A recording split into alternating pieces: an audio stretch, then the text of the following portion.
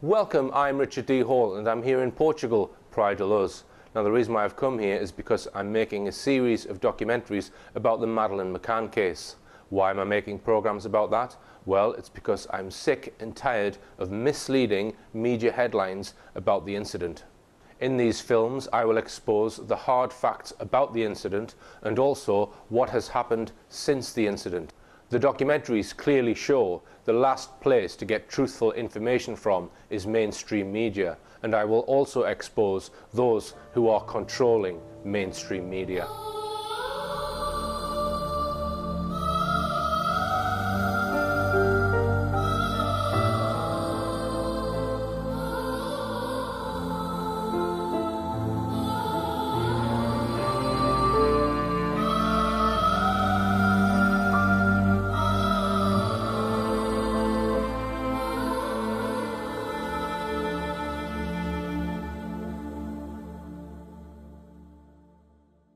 To sum up, we have looked at three sets of investigators who were employed by the McCanns to search for Madeleine for the year from September 2007 to September 2008.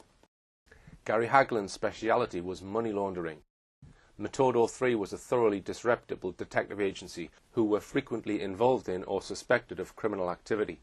Halligan was an out-and-out fraudster and liar, another criminal.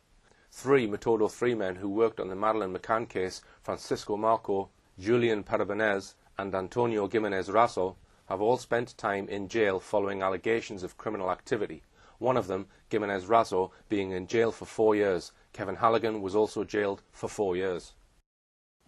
None of these agencies or individuals unearthed one single usable fact about who might have taken Madeleine or where she was. Between them, the McCanns probably paid them a total of well over £1.5 million, with absolutely no result. Where is the mainstream media's coverage of these extraordinary facts? Nowhere. This brings us back to the reason why Clarence Mitchell, the head of Tony Blair's media monitoring unit, was appointed to the job of being the head of PR for the McCanns. He once boasted to a Spanish magazine, L'Espresso, "I was the head of the 40-strong Central Office of Information Media Monitoring Unit. My job there was to control what comes out in the media." Enough said, I think. After the McCann team sacked Halligan in August or September 2009, Brian Kennedy turned to two local contacts to head up the McCann team's investigation. One was former Detective Inspector Dave Edgar, who lives in Crewe, just a few miles from Brian Kennedy's mansion. The other was another retired police officer, Arthur Cowley, who lived in a hilltop cottage on Holcombe Mountain, in Flintshire, North Wales. Their main activity over the next 3 years seemed to have been to promote a series of unlikely stories about who might have abducted Madeleine, which I'll look at in a moment. But first, let's look at yet another deception perpetrated by the McCann team in relation to these men. In truth, they were men local to Brian Kennedy, handpicked by him to work in his investigation office in Knutsford, Cheshire. But Kennedy and the McCann team tried to pass the two men off as heading up an already established and successful private investigation agency. They chose to mislead the press and the general public in thinking that Dave Edgar was the boss of a successful detective agency called Alpha Investigations Group. There was only one problem with this. There was no such detective agency. It was just two men chosen by Kennedy and working completely under his direction. It was not what it seemed. But the McCann team's strategy was brilliantly successful. The mainstream press simply lapped up the misinformation coming from the McCann team's PR men. In a moment I'll explain how this deception was perpetrated, but first let's look at the way mainstream press simply recycled the McCann team's deception over Alpha Investigations Group. One of the first mentions of this bogus Alpha Investigations Group came in the article in the Belfast Telegraph on the 13th of September 2009. And in a parallel article based on the same source in the Independent's Sunday Life magazine. The article claimed that Sunday Life can now lift the lid on how Edgar's Alpha Investigations Group private eye agency really operates. Renowned for leaving no stone unturned in his UK murder investigations, Dave now spends his days with a 4-strong team probing every lead that comes into his office. The article referred to his business partner, Arthur Cowley. This was no lifting of any lid, it was simply the media printing what the McCann team was telling them about Dave Edgar. In fact, it is us here at Rich Planet TV who are now lifting the lid on this and all the other things about this private investigation that have been deliberately hidden from the public until now. It was, however, back on the 14th of May 2009 that the Daily Mirror first mentioned the bogus Alpha Investigations Group. The article praised Edgar to the skies for being one of the most brilliant detectives Britain has ever had, citing his alleged work in solving the murder of Gary Newlove. The Mirror then told us that Edgar found himself at the heart of several successful murder investigations in Cheshire, whatever that might mean. The Mirror then told its readers Mr. Edgar now runs the Alpha Investigations Group with business partner Arthur Cowley. In a Daily Star report a week later, the McCann team's PR spokesman Clarence Mitchell was quoted as saying that Mr. Edgar is following a potentially vital new lead. For operational purposes, I cannot say where Mr. Edgar and his team are exactly, but they are following up a very encouraging lead.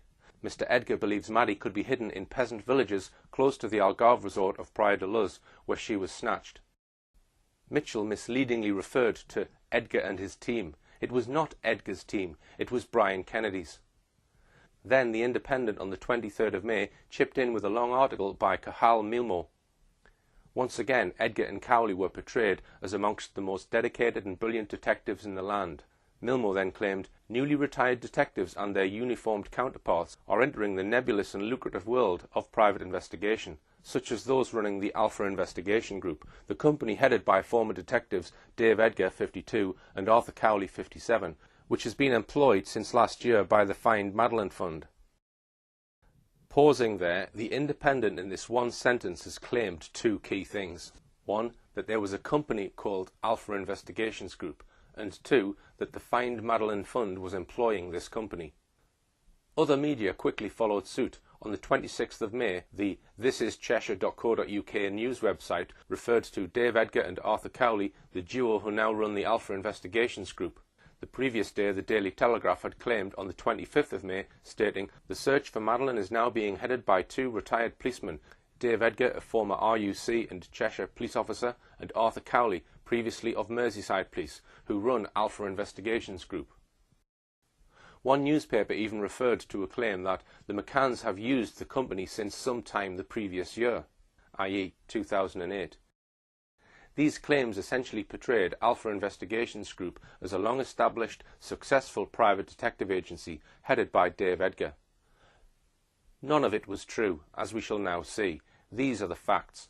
1. There never was a company involving Messrs. Edgar and Cowley called Alpha Investigations Group. 2.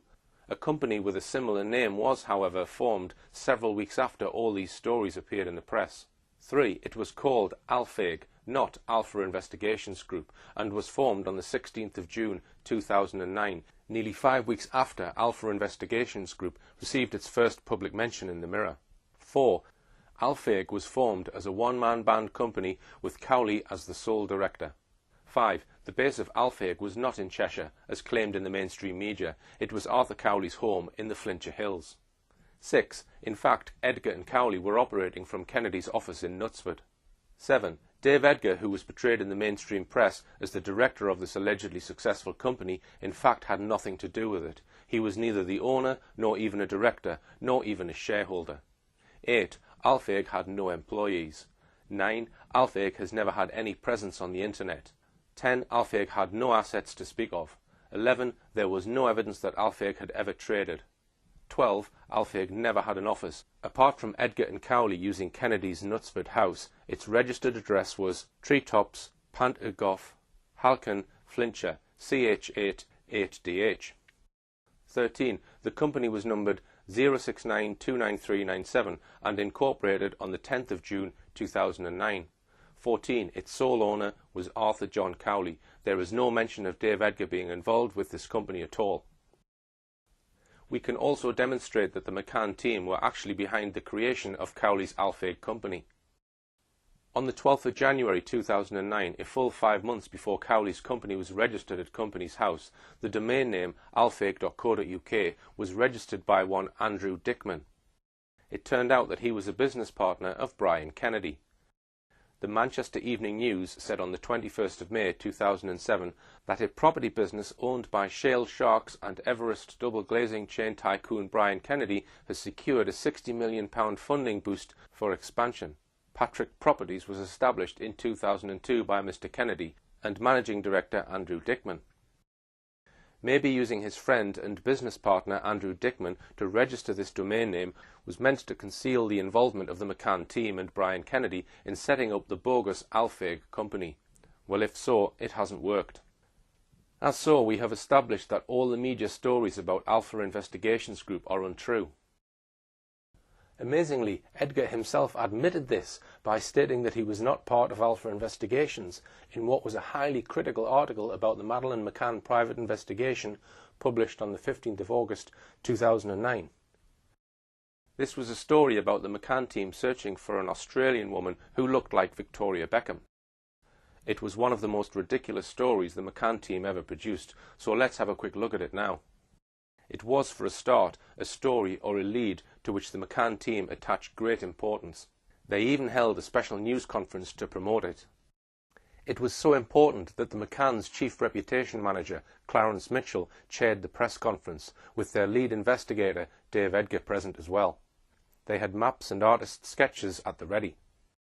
We might note, first of all, that this latest lead is said to have taken place in Barcelona, the HQ of the dodgy Spanish detective agency Metodo 3. The outline of this story ran as follows. A British businessman, said to be a banker, has been agonizing for 2 years about an encounter he had on the dockside of Barcelona, Spain, 3 nights after the disappearance of Madeleine McCann. Now, after 2 years of agonizing, he had come forward. Not to the police, but to the McCann team. He said that he had been drinking in Barcelona's bars for several hours that evening. Indeed, one newspaper described him as a stag night reveller. At 2 o'clock in the morning, a woman with an Australian accent had approached him. She asked him, "Have you got my new daughter?" He said no. She looked a bit like Victoria Beckham. It was suggested that Madeleine might have come on a boat from Portugal round the Mediterranean to Barcelona, and that the woman was arranging to meet a man on the Barcelona dockside so that she could take her as her new daughter on a yacht to Australia. And that was it. On this slender foundation, the McCann team organised a press conference at which dozens of journalists and cameramen turned up. Edgar claimed it was not only a lead, but a strong lead, and indeed this story prompted a worldwide alert and search for the woman in Australia. Let us now turn to the damning criticism in the Mail on Sunday of this little episode. Days previously, an earlier article by Jerry Lawton had proclaimed that detectives hunting missing Madeleine McCann are to quiz the skipper and crew of a £6 million super yacht. The move came after its millionaire owner, Rhonda Wiley, 52, and daughter Melissa Carlson, 31, vowed to do all they could to help. The 105-foot yacht was spotted in a Barcelona marina 3 days after Madeleine disappeared in 2007. The vessel, flying an Australian flag, was moored close to where the Aussie Posh Spice lookalike approached a Brit stag night reveller and muttered, "Are you here to deliver my daughter?" But Tom Warden, Martin Delgado and Andrew Chapman in the Mail on Sunday took apart this so-called strong lead. They said private detectives leading the hunt for Madeleine McCann faced questions last night after a Mail on Sunday investigation revealed shortcomings in chasing a strong lead.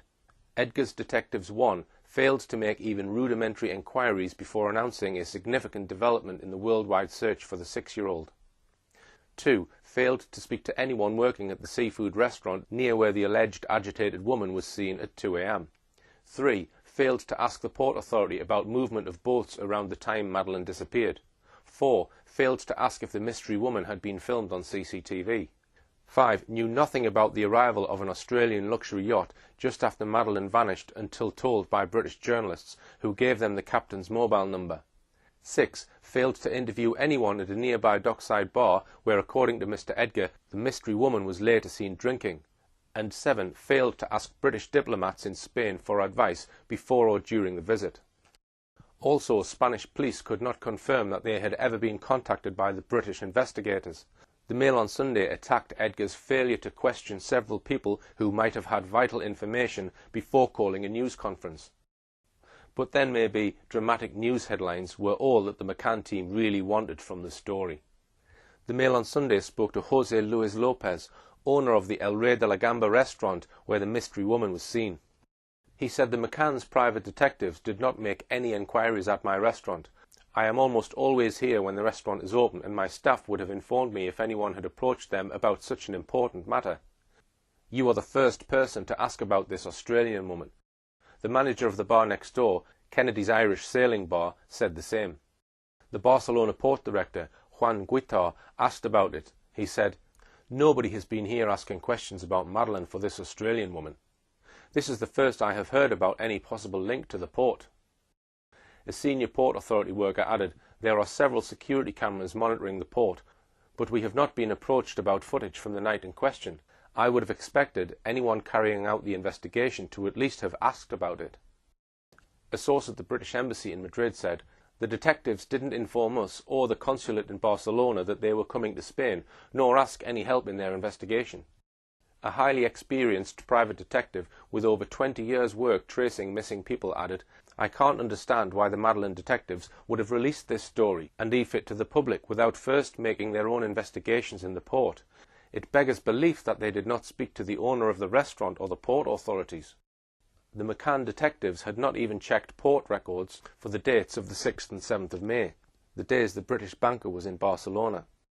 The Mail on Sunday, however, managed to see them, and traced 9 boats that arrived in the port, one of which was unfamiliar. It was a £6 million Sunseeker powerboat, Willpower, owned by an Australian multimillionairess, Rhonda Wiley. The Mail on Sunday interviewed the captain. They commented, "Mr. Edgar's team are in the embarrassing position of having to explain why it was left to reporters to discover the boat's presence in Barcelona and trace its former captain." The Mail on Sunday article was interesting for another reason. The McCann team sought to blame Edgar's assistant, Arthur Cowley, for the Barcelona debacle. Asked to explain himself, Edgar said, "We are a small team. Mr. Cowley's company had no connection with the Madeleine investigation. I am employed by the McCann family and I pick my staff." In these words, Edgar had effectively blown apart the claim that he was the boss of the imaginary Alpha Investigations Group. He, not Alpha Investigations Group, had been hired by the McCanns, and Alpheg was Cowley's company, not Edgar's as the mainstream press had consistently claimed.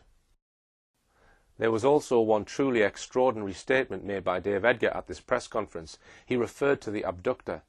He said the abductor might have been a woman, not a man. The statement completely beggared belief. The McCann's close friend, Jane Tanner, had insisted that at 9:15 p.m. she had seen a man carrying a girl in pyjamas near the McCann's apartment. She described his long, sleek black hair, his dark jacket, his mustard-coloured chino trousers, and his black winkle-picker shoes. The description was given to the world. Only 5.5 months later, a ridiculous delay, did the McCann team publish this artist's sketch of the man said to have been seen by Jane Tanner. The sketch was circulated worldwide, being represented as the man who abducted Madeleine McCann. How then could Dave Edgar possibly say that Jane might have seen a woman, not a man? Clearly this led to people wondering if Jane Tanner's so-called sighting was a complete fabrication. Despite the fiasco of their attempt to pin the abduction of Madeleine on a young Australian woman who looked like Victoria Beckham, the McCann team, with the help of Dave Edgar, continued to work on a series of highly improbable stories about what really happened to Madeleine McCann.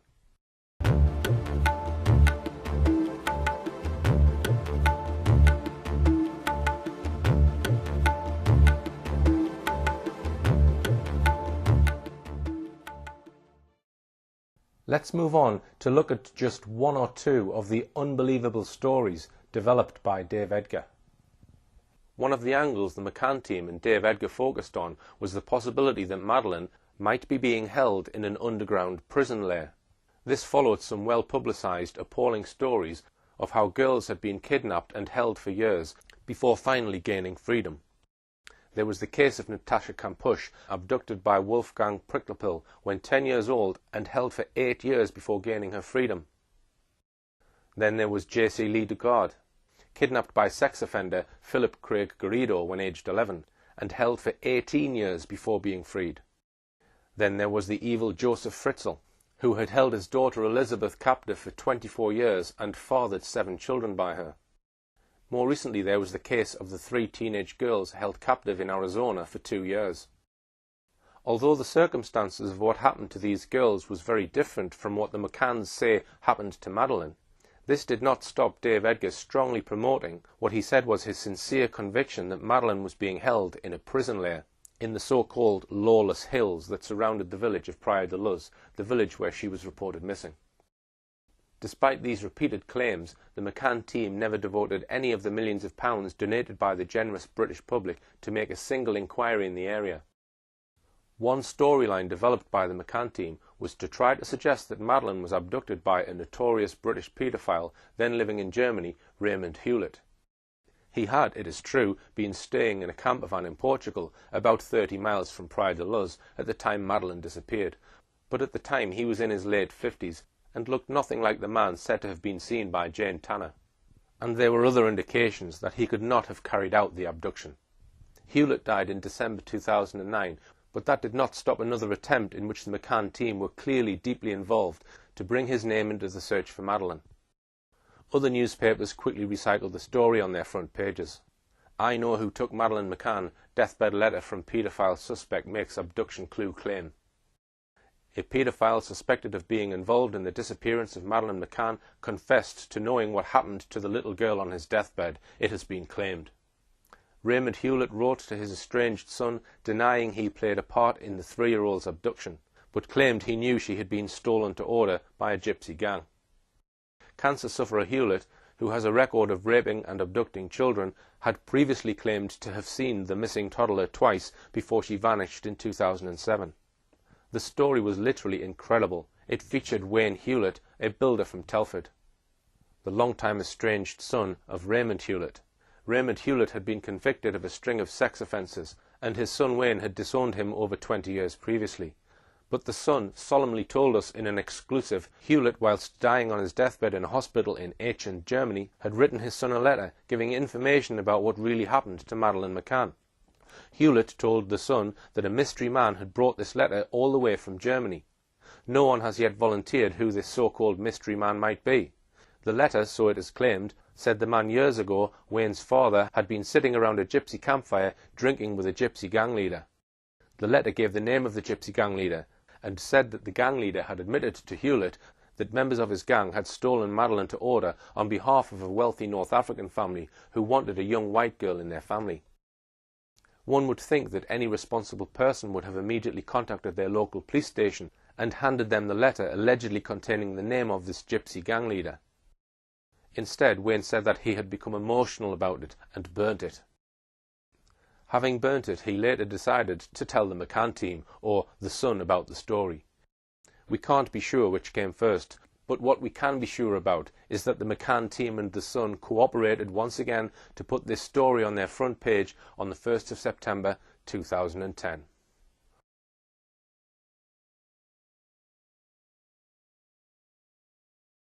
In this final section of our in-depth look at the Madeleine McCann case, we are going to look at a significant aspect of this case which simply cries out to be explored.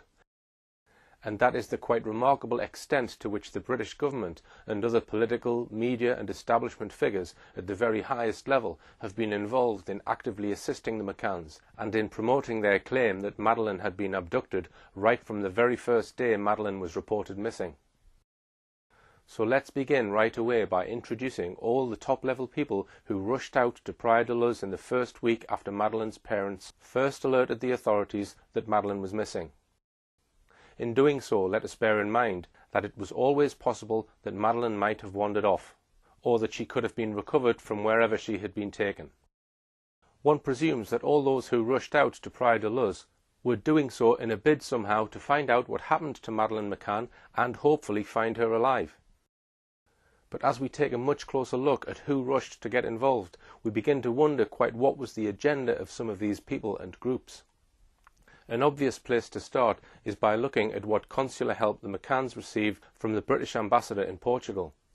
At the time Madeleine McCann was reported missing, Tony Blair was the British Prime Minister.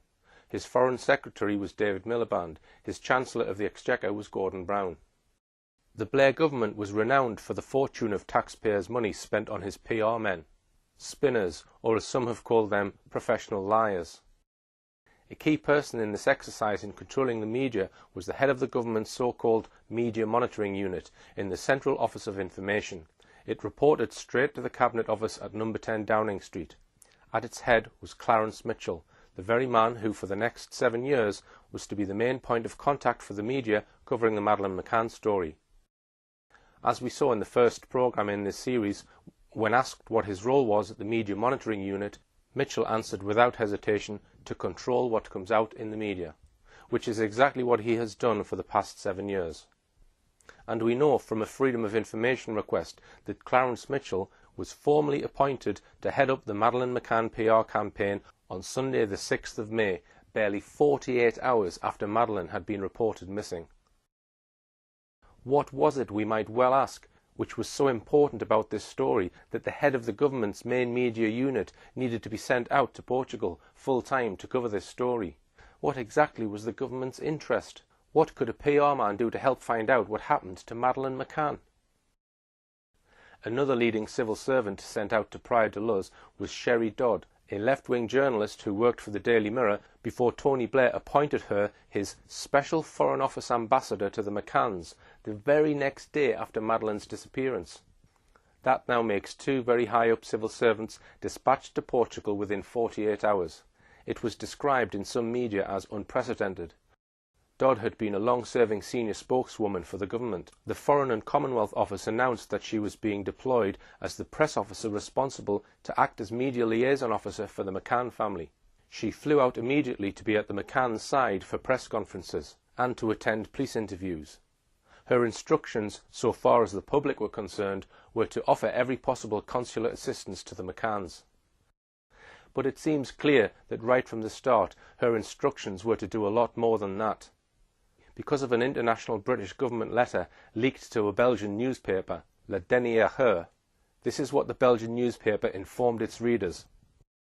1. An unnamed diplomat warned the government in a letter of inconsistencies in the witness statements testimonies by Madeleine's parents and their friends about the night she was reported missing, adding people were not where they claimed to be. 2.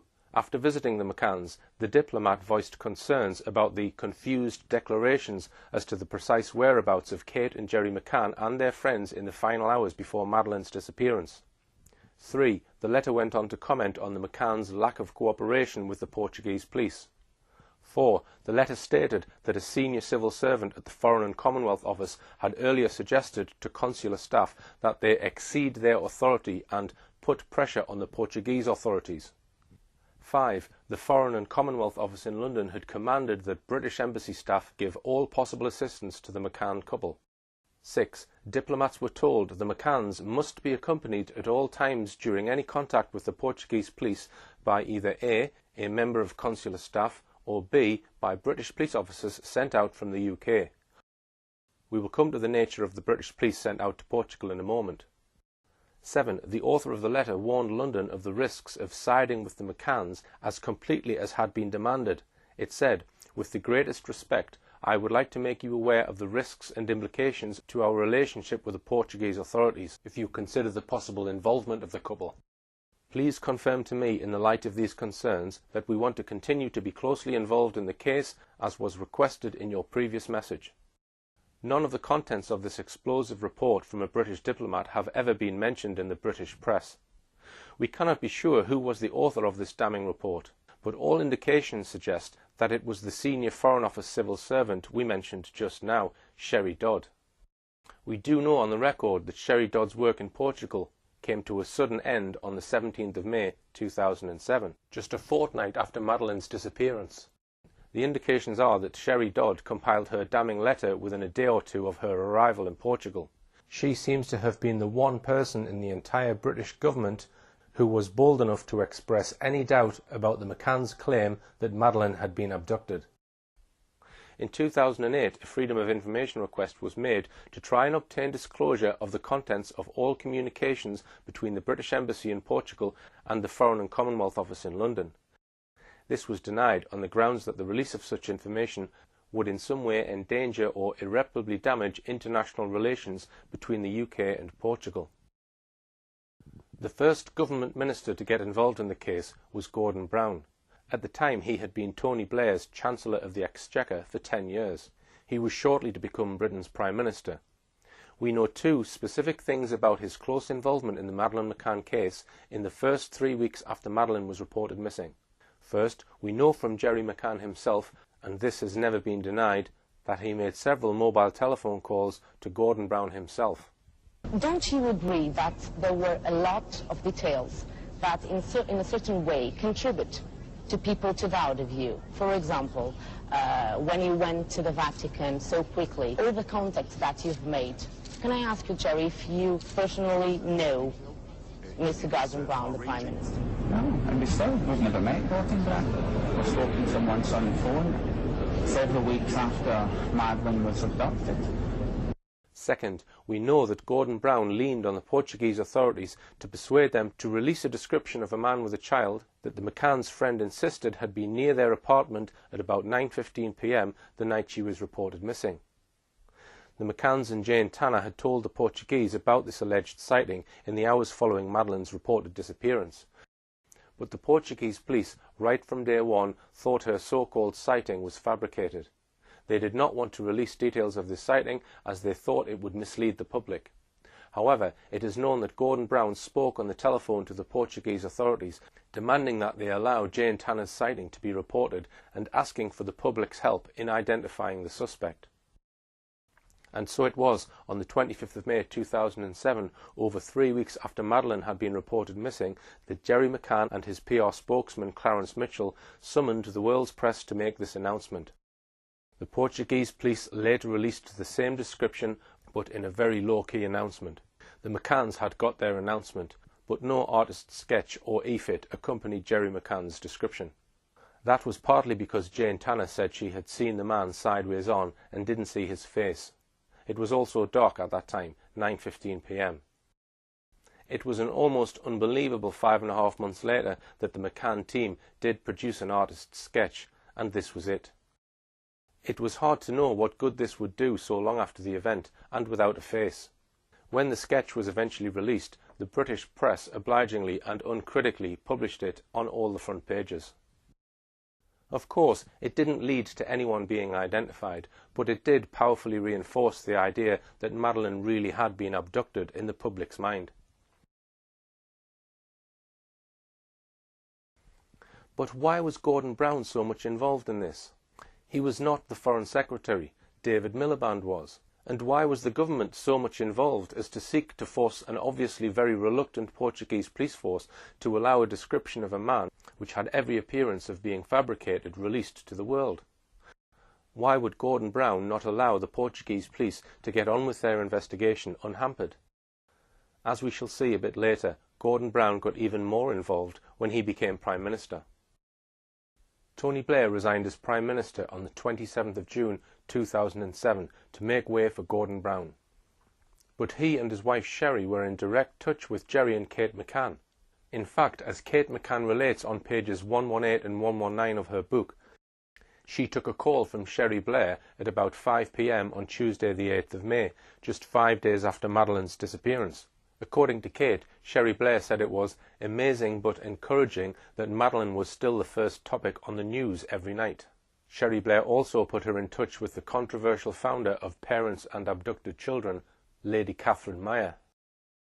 It was less than 48 hours after this conversation that on the 10th of May 2007, Tony Blair announced that he would resign as Prime Minister the following month.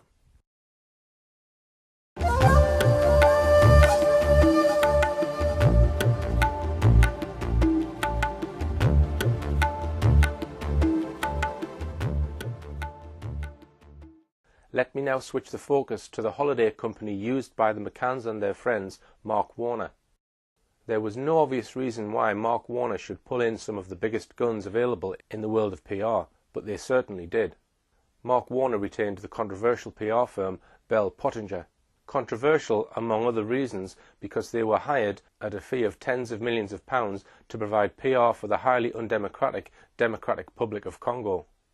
Their support for this repressive regime recently brought protesters outside Bell Pottinger's Fleet Street offices, campaigning against Bell Pottinger's involvement in supporting the odious regime. Bell Pottinger is also paid tens of millions of pounds by other badly run African states. If Madeleine McCann had been abducted, it was not from a property owned by Mark Warner. Moreover, the McCanns had refused to employ evening childcare facilities laid on by Mark Warner at the Ocean Club premises where they were staying. They used neither the evening creche nor the baby listening service.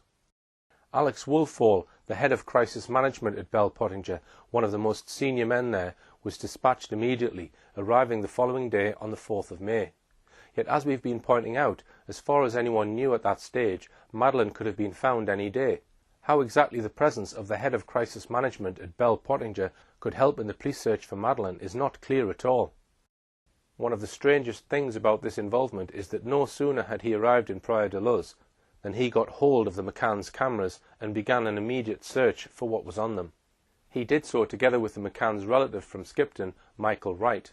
Quite why he did that is uncertain.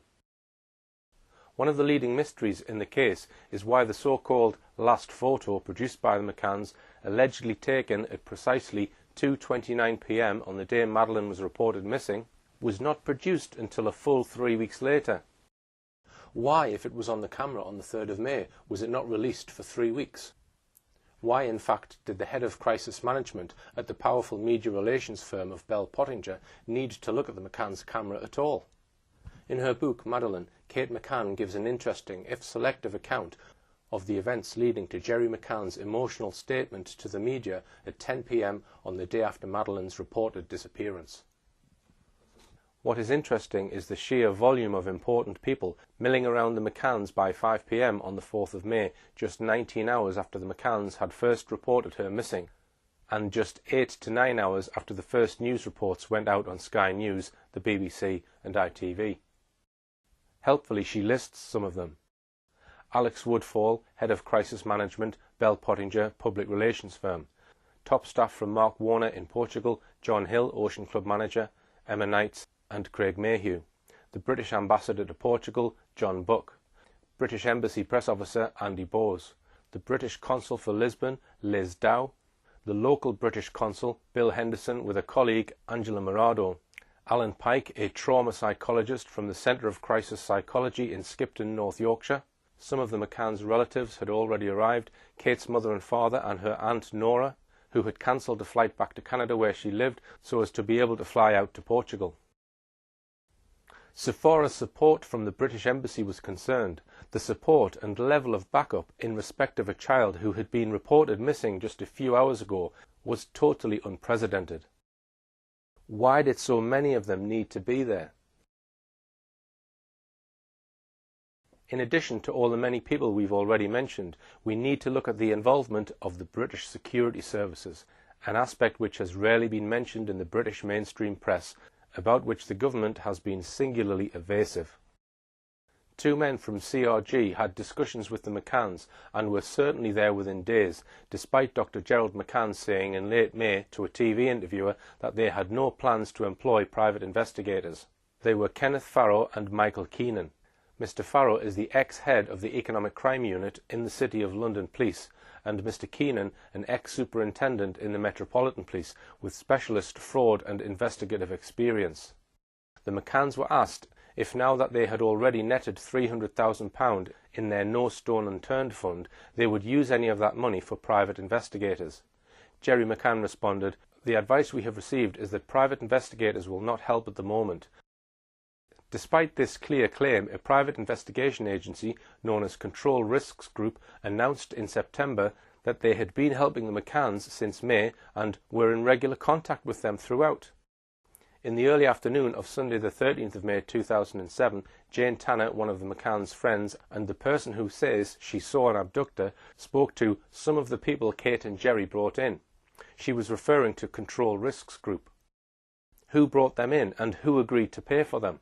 Why were Control Risks Group brought in so soon? To find a missing child or for other reasons? The involvement of the British security services very often means that the government has taken a keen interest in the matter. So just what was the government's interest in the mystery of the disappearance of Madeleine McCann? Now we come to yet another government agency which was involved from day one, the Child Exploitation and Online Protection Agency, or CEOP. This was an agency dedicated to the protection of children, especially from child sexual abuse, online grooming and child trafficking. It was absorbed into the National Crime Agency by the coalition government 2 years ago and no longer exists in a separate entity. At the time of Madeleine's disappearance, its head was the controversial figure of Jim Gamble. I say controversial because Gamble will forever be associated with Operation O, the investigation into those allegedly accessing images of child sexual abuse on a website. You could only access this website by paying by credit card online. A lot of UK users of this United States website was passed to the British authorities and handed to Jim Gamble and his team to investigate. Let's just go to Wikipedia and see what they have to say about Operation O and about its head, Jim Gamble. It was the United Kingdom's biggest ever computer crime investigation, leading to 7,250 suspects identified, 4,283 homes searched, 3,744 arrests, 1,848 people charged, 1,451 convictions, 493 people cautioned, and 140 children removed from suspected dangerous situations, and an estimated 33 suicides. Operation O identified and prosecuted some sex offenders, but the validity of the police procedures was later questioned, as errors in the investigations resulted in large numbers of false arrests.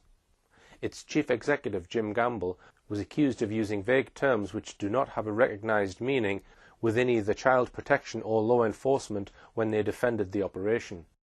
This accusation came from an article by Charles Arthur in The Guardian. Coincidentally, it was published on the 17th of May, just a fortnight after Madeleine's reported disappearance. Within days of Madeleine's disappearance, Jim Gamble, just like Alex Woolfall of Bell Pottinger, was on the hunt for photographs, without, it seems, asking the Portuguese police for permission. Gamble begged the British public who had been on holiday the week the McCanns were there to send their holiday snaps. Quite why he thought this would help the Portuguese investigation is unclear. Indeed, we don't know if he ever sent these photographs to the Portuguese police. But CEOP had another controversial role in the initial stages of this investigation. The coordinator of the Portuguese investigation was Dr. Gonçalo Amaral. He wrote a book on the case and he was controversially removed from the investigation. The book was called The Truth About a Lie, but it was yet to be published in this country because of a 5-year-long libel action in the Portuguese courts by the McCanns to try and have the book banned. It is actually still on sale and has been translated into 9 major European languages, all of them except English. In his book, Dr. Amaral mentions how members of the British security services, including staff from CEOP, helped to build a profile of the likely abductor. These men, whose names we don't know, soon put the name of Robert Murat into the frame. We could do a full programme on Robert Murat's involvement in this drama, and perhaps we will. He had joint Portuguese-British citizenship and was fluent in both languages. He had in fact been a police translator for Norfolk Police. He spent part of the year in England, part of it in Portugal, where he had a German girlfriend. For mysterious reasons, he suddenly booked a flight to Portugal at midnight on the 30th of April 2007 and was at Faro Airport in the early hours of the morning. Early on the 4th of May, as news was breaking worldwide of Madeleine's disappearance, Murat volunteered to translate all the interviews the Portuguese police were doing of the McCanns, their friends and other witnesses. During these interviews he acted so suspiciously and inappropriately, trying to sneak a look at confidential police documents on the case, for example, that a police inspector sent an urgent report on his behaviour to Dr. Amaral. Gossip about him was fed into the British mainstream media and lurid headlines about him started to appear. His arrest was partly triggered by the work the CEOP staff were doing. Dr. Amaral in his book mentions that the staff from CEOP compiled a profile of the alleged abductor, compared that profile with Robert Murat and convinced Dr. Amaral that Murat fitted their profile 90%. There is a big question mark about whether that was a genuine assessment or whether it could have been part of a calculated ruse to get Robert Murat made a suspect, as indeed he was on the 15th of May. Authorization for CEOP to become involved at all must have needed authorization at the very highest level. Just who gave the order for the men from CEOP to be sent to Portugal? Before we leave the subject of Robert Murat altogether, here are a number of things for you to ponder about him. Murat was pulled in for questioning on the 15th of May by police.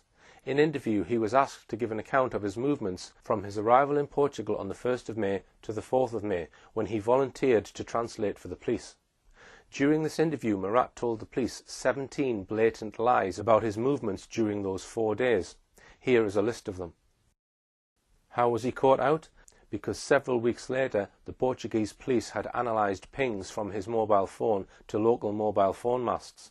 These proved that he was not where he said he was during those 4 days. When these were put to him in a second interview on the 10th of July, he asked for a break in the interview. After the break, he came back and told an entirely different story. He told the police that on the 15th of May he had been too tired to tell the truth. One of those 17 lies was not to admit that he was in fact at the Palmeiras Golf Club near Lagos on the afternoon of the 3rd of May, about 7 hours before Madeleine was reported missing. Now, I've just pulled up at the Palmeiras Golf Club, which is a few miles east of Lagos, maybe 7 or 8 miles east of Praia de Luz. The significance of this increases when we consider 2 other points.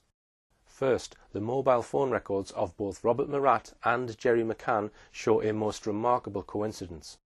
At about 3 p.m. on Wednesday the 2nd of May, both men suddenly switched off their mobile phones within 6 minutes of each other.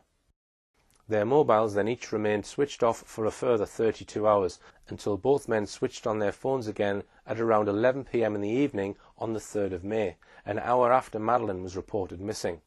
Again, they did so within 6 minutes of each other. That raises the question of whether the 2 men were already known to each other. Now, it is alleged that Gerry McCann met with Robert Murat at this golf club sometime before Madeleine went missing. So I'm just going to go in, take some footage of the outside and of the inside. Second, on this clip we see Gerry McCann, the day Robert Murat was made a suspect, asked a simple question. Do you already know Robert Murat? But did you know Robert Murat? I'm not going to comment on that. He doesn't answer the question. He could easily have said no if the answer was no. What does his body language suggest? In addition, he looks evasive. The question clearly troubles him. He looks away from the interviewer and hurriedly terminates the interview. If we knew more about the nature of any relationship between Gerry McCann and Robert Murat, we would surely be able to understand a whole lot more about what really happened to Madeleine McCann. But let us now return to the subject of involvement of government and other political, media and establishment figures in actively assisting the McCanns. Let's look next at the involvement from the outset of Leicestershire Police. It is far from obvious why the police force in the parents' home county in England should get involved immediately in searching for their missing child in a foreign country, yet this is precisely what happened in this case. Superintendent Bob Small and at least 2 other officers from Leicestershire Constabulary were dispatched immediately to Praia de Luz. Bob Small was to play a highly crucial role in the decision by the Portuguese police to pull in Robert Murat for questioning. He was directly involved in the events leading up to the controversial event. It was on Sunday the 13th of May, 10 days after Madeleine's reported disappearance, that Jane Tanner was asked to take part in an identity parade to see if she could identify the person she had seen carrying a child on the evening of the 3rd of May. Significantly, before taking part in this exercise, she spoke to Superintendent Bob Small. Jane Tanner was asked by the police to sit in an unmarked police van with a 2-way mirror. She could see out of the window perfectly, while those on the outside could not see what was within. It was arranged for a number of people to walk past the van, including Robert Murat, who now was at least a potential suspect. As Robert Murat walked past the unmarked police van, Jane Tanner became adamant to the police that he was the very man she'd seen walking near the McCann's apartment 10 days ago. Within 48 hours of Murat being made a suspect, 3 of the McCann's Tapas 7 friends visited the Portuguese police, saying they were sure they had seen him hanging around the Ocean Club around 11 p.m. on the day Madeleine was reported missing. Thus, 4 of the group were pointing the finger at Robert Murat. Why did they do this? Were they telling the truth? We can answer that in part by pointing out by the end of the year, all 4 of them were once again singing from the same hymn sheet. But this time each one of them said that they had made a mistake and it wasn't Murat they'd seen. But these deep mysteries about Robert Murat will have to wait for another programme. So let's now look at another couple of people sent out on day 1 to help find Madeleine. or perhaps for some other purpose. They were Alan Pike and Martin Alderton, from a shadowy group called the Centre of Crisis Psychology, CCP. As their name suggests, their claimed speciality was to offer counselling to people in trauma following some kind of disaster. These two counsellors were apparently brought in and paid for by Mark Warner, the company who arranged the holiday for the McCanns and their friends. A Yorkshire newspaper, the Craven Herald, reported on Monday the 14th of May as follows. The two specialist trauma counsellors from Skipton have flown out to Portugal to help the devastated parents of missing 4-year-old Madeleine McCann. Consultants Alan Pike and Martin Alderton from the Centre of Crisis Psychology, based at Broughton Hall, have been by the side of Jerry and Kate McCann since their daughter Madeleine was abducted. The two experts were appointed by Mark Warner, the company which manages the resort, to assist Mr. and Mrs. McCann, both 38, on how to best deal with the stress and trauma of their terrible ordeal. Mr. Pike, who was leading the team, flew over to the resort with Mark Warner Managing Director David Hopkins the day after Madeleine disappeared. Once again, the sheer speed which these people rushed out to Praia da Luz has to be questioned. The first news that Madeleine was missing came out at breakfast time on Friday the 4th of May. Yet by the end of the day, the managing director of Mark Warner and two people from a crisis counselling group had booked a flight, booked accommodation in Portugal and boarded a plane to Faro. It turned out that CCP had a very close relationship with the government, having been used by the government in a number of major disasters across the country. A Mark Warner spokesman said that CCP came highly recommended by industry partners and have been known to us for some time. Their experience in dealing with a variety of incidents is second to none. The Craven Herald said that Alan Pike has been involved in consulting with companies following road traffic accidents, personal attacks, terrorist bombings, shootings, robberies, drowning and staff bereavement. It was an impressive list. Amongst others to have used CCP was entrepreneur Richard Branson. Before the month of May was out, even the Pope was roped in to support the McCanns. This was on Wednesday the 30th of May, less than 4 weeks after Madeleine had been reported missing. The Pope blessed a photograph of Madeleine. There was worldwide coverage of this event. Such a high-profile event had clearly been planned well in advance, and it had been achieved by the work of the government-appointed Media Relations Officer for the McCanns, Clarence Mitchell. He didn't actually fly out to Praia da Luz until the 22nd of May, 8 days before the McCanns' visit to the Pope. But we can be sure that he will have arranged this event well before then. Indeed, Mitchell openly boasted in a TV interview that it was he who had arranged the McCanns to visit the Pope, simply by asking the then Roman Catholic Archbishop of Westminster, Cormac Murphy O'Connor. Clearly, as the head of the government's media machine, Clarence Mitchell would have contacts with the most powerful people in the land, and without doubt, Cormac Murphy O'Connor was certainly one of those. The Pope's support for the McCanns extended to prominently publishing on the Vatican website the McCanns' appeal for people to look for Madeleine. However, the Vatican has one of the best intelligence networks in the world, and just 48 hours before the McCanns were pulled in for questioning, the Pope deleted the page from his website. No doubt a Portuguese Catholic had tipped off the Vatican that the McCanns were about to be made suspects. In her book, Kate McCann praised Alan Pike to the skies.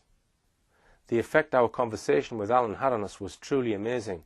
To say it helped would be a gross understatement. Alan was and remains a saviour. Another shadowy organisation was ready to help the McCanns from day one, the International Family Law Group. This is how Kate McCann describes how they became involved. We received help from a paralegal based in Leicestershire, via a colleague of Jerry's. He worked for a firm specialising in family law, the International Family Law Group, IFLG. So on the afternoon of Friday the 11th of May, the paralegal, accompanied by a barrister, flew out to Portugal. IFLG suggested making Madeleine a ward of the High Court, and they did so just a few days later, giving the High Court a range of powers in relation to Madeleine, assuming she was alive. It was this unnamed paralegal and unnamed barrister who then suggested, according to Kate, that they set up a fighting fund. Quite who they needed to fight at this stage was unclear. Kate says that IFLG would devise the objectives of the fund and instruct a leading charity law firm, Bates, Wells and Braithwaite, to draw up articles of association. These two unnamed figures then brought in a third unnamed figure into the picture. Again, let's hear about this in Kate's own words. At the last two meetings with IFLG, the barrister and legal assistant were joined by a consultant called Hugh, whose profession was not at first explained. "Just call me Hugh," he said enigmatically. It transpired that he was a former intelligence officer, now a kidnap negotiator and counsellor. We were told that an anonymous but evidently very generous donor had set aside a considerable sum of money for us to put towards hiring a private investigation company if we wished. Hugh had been brought in by a firm called Control Risks Group, which was primed to help. The company is an independent special risk company. Their main line is corporate security.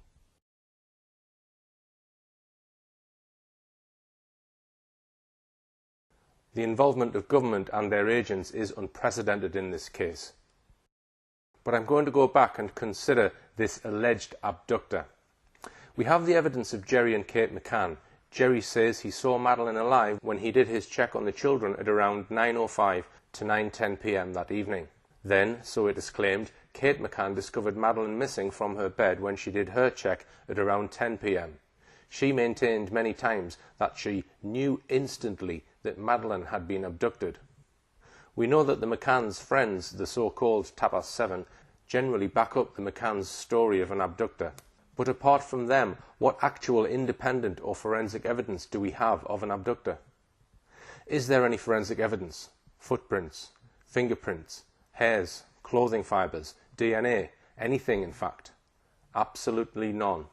The only fingerprint found on the window was actually that of Kate McCann, suggesting that she was the last person to handle the window, sometime shortly before the police were called. So did anyone hear this mystery abductor, maybe lifting shutters, entering or fleeing the building, the noise of a child, anything at all in fact? Again, absolutely nothing. Did anyone see someone who could have been an abductor? Yes is the answer to that one. 2 sightings of a man carrying a child were reported. One was by the McCann's close friend, Jane Tanner, who says she saw a man carrying a child close to the McCann's apartment at around 9:15 p.m. that evening. The other one was a claim by members of an Irish family that they saw a man carrying a child in a different part of the village at about 10 p.m. There are serious question marks over both of these alleged sightings. Firstly, it is possible that Jane Tanner fabricated her sighting in order to help her friends, the McCanns. There is also some doubt over the Smith sighting. This is because they did not report it until a full 12 days after Madeleine had been reported missing. This 12-day period might be significant when one considers that Martin Smith, who reported the sighting, was friends with Robert Murat. The sighting was reported shortly after Robert Murat was arrested, 12 days after the disappearance. We could add a lot more detail on these 2 sightings and why there are serious question marks over them. But we'll leave that for another show. There are many more aspects to this case that we haven't covered, but hopefully we've given you a broad understanding of the facts behind this case. Many of you will be wanting a clear answer as to what most likely happened to Madeleine McCann. Unfortunately, we can't give you this. In this final part of my films on the Madeleine McCann case, we've seen the heavy hand of government involvement right from day one. We've examined the involvement of the security services and of shadowy agencies like Control Risks Group and the Centre for Crisis Psychology with their obvious close contacts with the government. When we looked at Gary Hagland, we saw how he contacted one of his old friends in MI6. It's also become clear to me how far MI5 have been involved in this case, though this has never been adequately covered in the mainstream press. The original investigator in the case, Gonçalo Amaral, spoke in his book of the active involvement of MI5 in meetings in Portugal during the first few days of his investigation. We mentioned the vital evidence of police sniffer dog handler Martin Grime. He told Gonçalo Amaral that on his way back to England he was intercepted by a member of MI5 at Faro Airport. Most likely the MI5 officer wanted Grime to brief him about what he and his dogs had detected in Praia de Luz.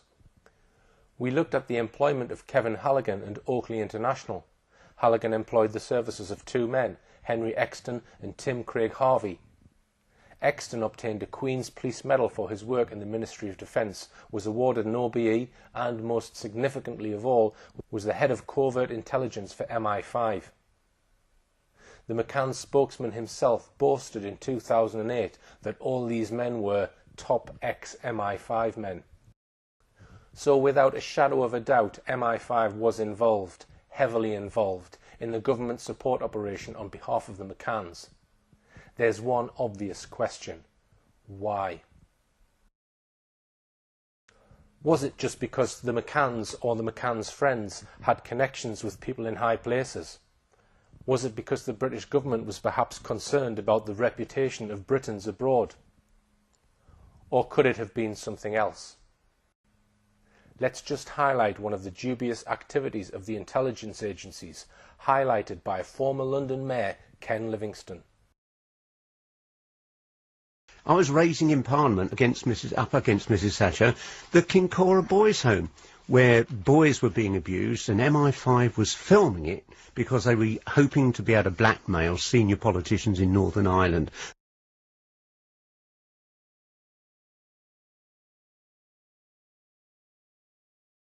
We believe there are certain secrets concerning the activities of the intelligence agencies which cannot come out. They cannot be brought forward into a court. Is it the case that if the real truth were to come out in a trial, the state would have to fall?